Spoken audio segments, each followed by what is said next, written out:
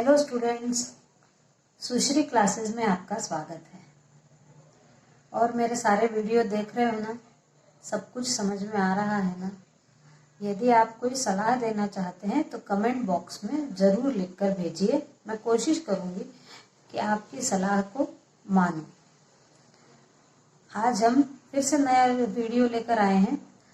Class 11th के business studies का first chapter, व्यवसाय की प्रकृति एवं उद्देश्य, nature and purpose of business.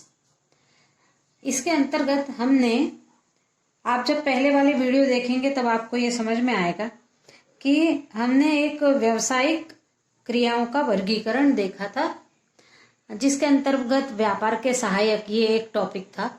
तो व्यावसायिक क्रियाओं के वर्गीकरण को हमने देखा था कि दो प्रकार की व्यावसायिक क्रियाएं हैं, उद्योग और वाणिज्य। और वाणिज्य दो प्रकार के हैं, व्यापार और व्यापार के सहायक। तो आज हमको देखना है व्यापार के सहायक क्या क्या है। व्यापार हम पिछले वीडियो में देख चुके हैं पूरा, आज हम देखेंगे व्यापार के सहायक। तो व्यापार में सहायता करने वाले, यदि व्यापार है और व्यापार के सहायक न हो तो वो व्यापार का संचालन करना ही कठिन हो जाएगा। वो व्यापार संचालित किया ही न जा सकेगा यदि इनके ये जो घटक हैं, परिवहन, विज्ञापन, बैंक, बीमा, संदेश वाहन, गोदाम, वित्तीय संस्थाएं और पैकेजिंग, यदि ये जो सहायक तत्व हैं ये ना हो तो व्यापार करना असंभव है। तो अब व्यापार के लिए ये जो सहायक तत्व हैं ये किस किस प्रकार से सहायता करते हैं व्यापार को बढ़ाने की, आज हम ये देखेंगे। तो पहला है परिवहन। तो परिवहन का मतलब होता है यातायात, और यातायात के साधनों के माध्यम से ही उत्पादक से लेकर उपभोक्ता तक वस्तुएं पहुंचाई जा सकती है। अपने देश में ही नहीं अपितु दूसरे देशों में भी, और दूसरे देशों से अपने देशों में लाने के लिए वस्तुओं को परिवहन के साधनों की अत्यंत आवश्यकता है। नहीं तो समय पर कोई सामान कहीं भी बेचने नहीं ले जाया जा सकता। फिर दूसरा है विज्ञापन। आजकल जो है वो ग्राहक स्वयं नहीं आता, ग्राहक को बुलाना पड़ता है। और ग्राहक को किस प्रकार से बुलाया जाता है? तो विज्ञापनों के माध्यम से वस्तुओं के गुणों के बारे में उनको जानकारी देने के बाद वो आते हैं अपने यहाँ खरीदने सामान। और वस्तु जो है, वस्तु के बारे में विज्ञापन वस्तु की बिक्री को बढ़ाता है। विज्ञापन कैसे भी हो सकता है, होर्डिंग्स हो गए, पोस्टर्स हो गए, पेम्पलेट्स हो गए, पेपरों में विज्ञापन, किताबों में विज्ञापन, टीवी पर विज्ञापन, मोबाइल पे विज्ञापन, कंप्यूटर पे विज्ञापन, इंटरनेट के द्वारा विज्ञापन। तो आजकल विज्ञापन के बहुत तरीके हैं इलेक्ट्रॉनिक मीडिया में, और उनके माध्यम से वस्तुओं के गुणों को बताकर ग्राहकों को उसको लेने बुलाया जाता है। उसके बाद है तीसरा बैंक। बैंक में उधार और क्रय विक्रय की राशि के संग्रहण की सुविधा है। कभी कभी फीस भी बैंकों में जमा करने कहा जाता है आजकल स्कूलों की, या फिर बैंक में किसी प्रकार की किस्तें जमा की जाती है, बैंक से ऋण लिया जाता है, ऋण को वापस किया जाता है। तो किसी भी व्यवसाय में बैंक एक बहुत महत्वपूर्ण हिस्सा हो गया है आजकल। उसके बाद है बीमा। यदि कोई भी व्यवसायी अपने सामान का बीमा कर लेता है तो उसको निश्चिंतता हो जाती है। वो जरा उसके साहस में थोड़ी साहस ज्यादा बढ़ जाता है बीमा करने के बाद, कि वो कुछ ज्यादा रुपयों को भी अपने व्यवसाय में लगाने के बाद यदि वो उसका बीमा कर देता है और किसी प्रकार का कुछ नुकसान हुआ हो तो बीमा कंपनियों के माध्यम से उसको पैसा मिल जाता है। फिर है संदेश वाहन। संचार के साधनों ने अब बिल्कुल दूरियां समाप्त कर दी है। किसी भी प्रकार के संदेश को क्षणों में आजकल यहाँ से वहां और इस देश से उस देश में भी पहुंचाया जाता है। इस कारण व्यापार बहुत अच्छा हो पाता है, क्योंकि जहां चाहे वहां संपर्क करके बात करना आसान हो गया है। फिर है गोदाम। समय की उपयोगिता का सृजन करते हैं गोदाम।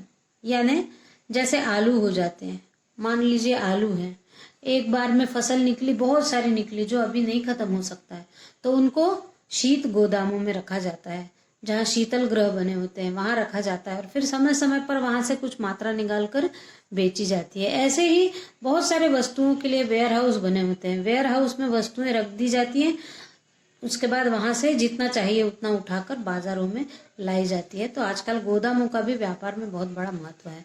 फिर है वित्तीय संस्थाएं।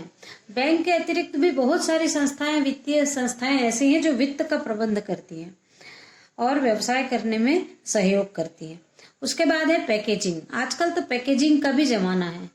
आप कितनी से कितनी भी नाजुक वस्तु का खूब सुंदर अच्छी से और बहुत मजबूती से पैकिंग कर दें, आकर्षक पैकिंग। आजकल पैकिंग भी बहुत आकर्षक आती है और पैकिंग ऐसी होती है कि जिससे मजबूती भी आ जाती है, वस्तु खराब भी नहीं होगी और वो इतनी सुंदर रहती है कि कभी कभी पैकेजिंग देखकर वस्तु लेने की इच्छा हो जाती है। तो ये व्यापार में को बढ़ाने में सहायक तत्व थे।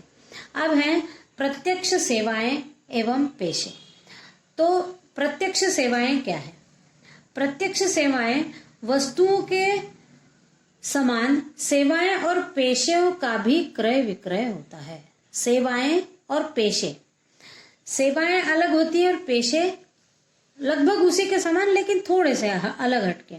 सेवाएं किसी की जाती हैं और पेशे होते हैं जिनमें पारंगत होता है व्यक्ति और वो अपने ज्ञान के माध्यम से वो पेशा करता है। तो अपनी सेवाओं को और अपने पेशे का क्रय विक्रय करके भी व्यवसाय किया जाता है आजकल। जैसे शिक्षक हैं, वकील हैं, डॉक्टर हैं, इंजीनियर हैं, ये लोग सब पेशेवर व्यक्ति हैं और ये अपने ज्ञान को दूसरे के मदद करने के लिए खर्च करते हैं और अपनी ये सेवाएं उनको बेचते हैं और उनसे उसके बदले में पैसा लेते हैं। तो ये प्रत्यक्ष सेवाएं कहलाती है। प्रत्यक्ष सेवाएं भी दो प्रकार की होती हैं, व्यक्तिगत सेवाएं और सार्वजनिक सेवाएं। अब व्यक्तिगत सेवाएं क्या हैं? तो व्यक्तिगत सेवाएं यानी स्वतंत्र सेवाएं, यानी डॉक्टर, वकील, चार्टर्ड अकाउंटेंट, ये जब स्वतंत्र रूप से अपना ऑफिस खोलकर बैठते हैं तो वो स्वतंत्र सेवाएं कहलाती हैं और फिर इनके पास जिनकी आवश्यकता होती है वो व्यक्ति आते हैं और इनकी सेवाओं को मूल्य देकर खरीदते हैं। उसके बाद है घरेलू सेवाएं, यानी हमारे घरों में जैसे काम करने के लिए आते हैं, सफाई कर्मचारी हो गए या फिर बाई हो गई, कपड़े धोने वाली, बर्तन मांजने वाली या सफाई कर्मचारी, ये घरेलू सेवाएं, इनकी सेवाएं घरेलू सेवाएं कहलाती है। ये भी अपने सेवाओं के बदले में हमसे मूल्य प्राप्त करते हैं। उसके बाद में है व्यावसायिक सेवाएं। व्यावसायिक सेवाओं के अंतर्गत ऐसे जो बाहर जाकर सेवा करते हैं लोग। बाहर जाकर सेवा करने वालों में से कौन है? तो लेखापाल हो गए, प्रबंधक हो गए, मैनेजर हो गए, चौकीदार हो गए। ये कहीं नौकरी करते हैं, अपनी सेवाएं देते हैं और उस सेवाओं के बदले में पैसा लेते हैं। ये व्यक्तिगत सेवाएं हो गई। अब सार्वजनिक सेवाएं यानी सार्वजनिक सेवाओं का मतलब हो गया सरकारी सेवाएं, जिसके लिए सरकार आपके पेशे की मदद लेती है और उसके बदले में आपको पैसा देती है। तो सैनिक सेवाएं, ये सरकारी सेवा होती है सैनिकों की, जिनको वेतन सरकार देती है। फिर पुलिस सेवा, पुलिस भी लोगों की सेवा करती है अपने ज्ञान और अपने कौशल के दम पर और पैसा देती है उनको सरकार। और ऐसे ही शासकीय सेवा यानी सरकारी नौकरी जो करते हैं वो भी सार्वजनिक सेवाओं के अंतर्गत आते हैं। तो आज हमने देखा व्यापार के सहायक तत्व और सेवाएं और पेशे। इस वीडियो में इतना ही। Thank you.